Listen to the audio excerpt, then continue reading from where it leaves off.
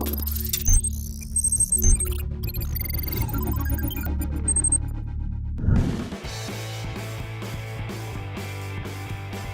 have known the Ford Endeavour to be a rugged, bold, full-size SUV. Ford launched the updated Endeavour earlier this year, and we drove the car in Rajasthan, went dune bashing as well.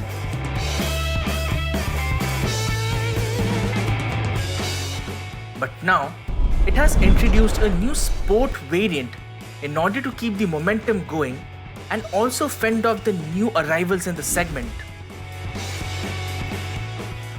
Humans are known to have a dark side, but who knew? Even the Ford Endeavour does. Yes, today we are testing the Ford Endeavour Sport. And before you get all excited, it is just a variant which looks sinister, is in a perpetual state of brooding, and yes, makes for a lot of presence on the road. As far as engine specifications and features are concerned, it stays the same. All the changes are focused only on the exterior of the car. So, let's begin.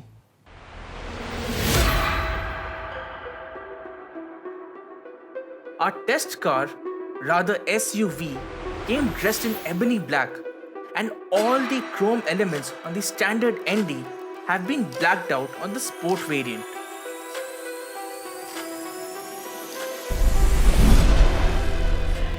So quickly, let me run you through the changes on the Ford Endeavour Sport.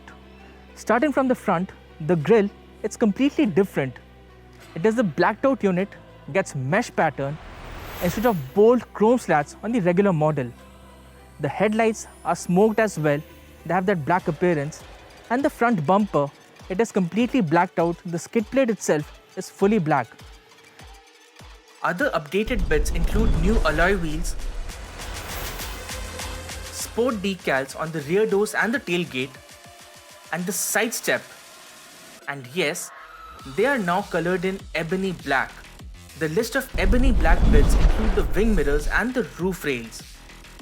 The Endeavour badging on the fender now wears black too instead of chrome. If you look at the rear, the tailgate applique, that is blacked out as well.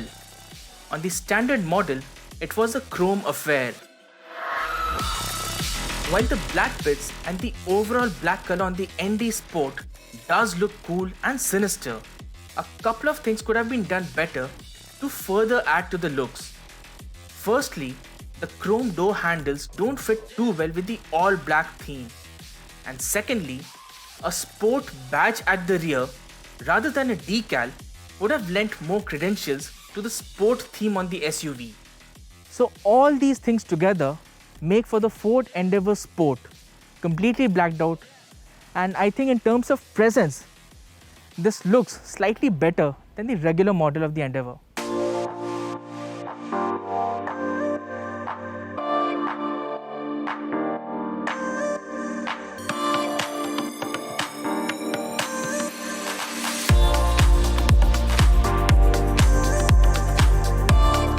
The interior stays exactly the same as the regular model, which we think is a miss too.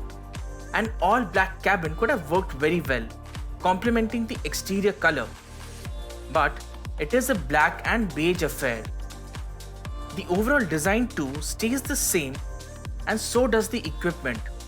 The ND Sport continues to get a panoramic sunroof, rear parking camera, automatic climate control, and a touchscreen infotainment system with Ford's Sync 3 Apple CarPlay and Android Auto. The Endeavour continues to offer good space inside the cabin with comfortable seats, and one appreciates the electric third row seats that can be dropped at the touch of a button, liberating more boot space.